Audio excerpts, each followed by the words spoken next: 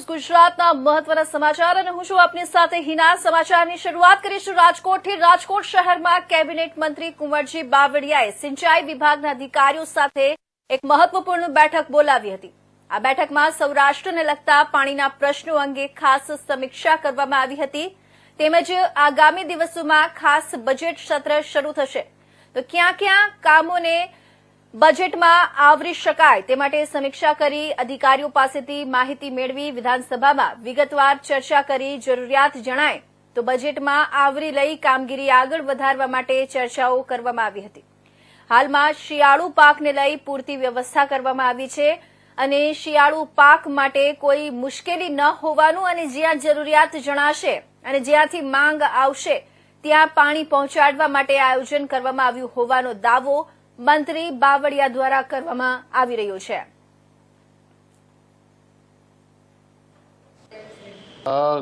ખાસ કરીને સરદાર સરોવર ડેમના માધ્યમથી ધોળીધજા ડેમ અને ધોળીધજા ડેમના માધ્યમથી સૌરાષ્ટ્રમાં જે સૌની યોજનાની 4 લિંક L1, L2, L3 અને L4 એમાં આજે અહીંયા રાજકોટને અને જામનગર જિલ્લાને લાગે વળગે ત્યાં સુધી લિંક 1 અને લિંક 3 અને મારા વિસ્તારને લાગે વળગે ત્યાં સુધી લિંક 4 માંથી સિંચાઈનું પાણી અપાય છે। આ લિંક 4 માં ત્યાં જે જગ્યાએ ક્યાંય થોડું ઘણું કામ હજુ કરવાનું બાકી રહ્યું હોય તો એ વહેલી તકે પૂર્ણ થાય। ક્યાંક આ સૌરાષ્ટ્રમાંથી કેટલાક લિંકમાંથી 3 કિલોમીટરની મર્યાદામાં તળાવ જોડવા માટેની આ સૌરાષ્ટ્રના ખેડૂતોની લોકોની માંગણી હતી। એ માટે પણ અમે રિવ્યુ કર્યું કે 3 કિલોમીટરની સર્વે થયું હોય તો વહેલી તકે એની એ વહીવટી મળે અને કામગીરી શરૂ થાય। જે પ્રમાણે લિંકોમાંથી સિંચાઈના પાણી માટેની ખેડૂતોની માંગણી આવે તો એને લિંક શરૂ કરીને સિંચાઈનું પાણી આપવા માટેની પણ અહીંયા વાત હતી, એનું પણ રિવ્યુ થયું અને જે ડેમોમાં પાણી છે ત્યાં જે પ્રમાણે ખેડૂતોની માંગણી આવે એ પ્રમાણે ડેમની અંદર રહેલું પાણી અને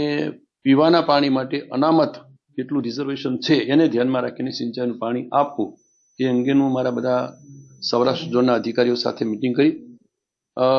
જિલ્લા પંચાયત હસ્તકની સિંચાઈની યોજનાઓ હોય, સ્ટેટ હસ્તકની સિંચાઈની યોજનાઓ હોય, એ યોજનાઓમાં પણ કોઈ કંઈ રિનોવેશન નવીનીકરણ કરવાનું થતું હોય ને આગામી દિવસમાં હજુ પણ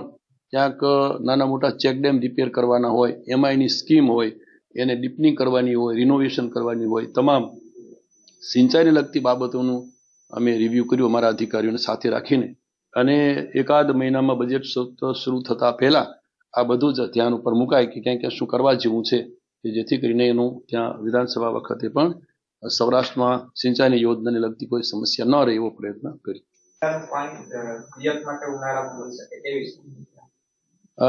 અત્યારે અમે શિયાળા પૂરતો તો આયોજન કરી લીધું છે કે લિંક 4 માંથી અમે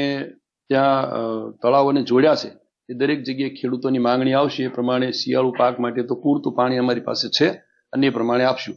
તળાવોમાં પણ લગભગ મોટાભાગના તળાવોમાં પણ પૂરતું પાણી છે કે જેથી કરીને શિયાળુ પાક લેવામાં કોઈ અત્યારે સમસ્યા ન રહે એ રીતનું અત્યારનું અમાન્ય અમારા મુખ્યમંત્રી આદરણીય ભૂપેન્દ્રભાઈ અમને આયોજન કરાવ્યું છે અને એ પ્રમાણે અમે કામગીરી કરી રહ્યા છીએ।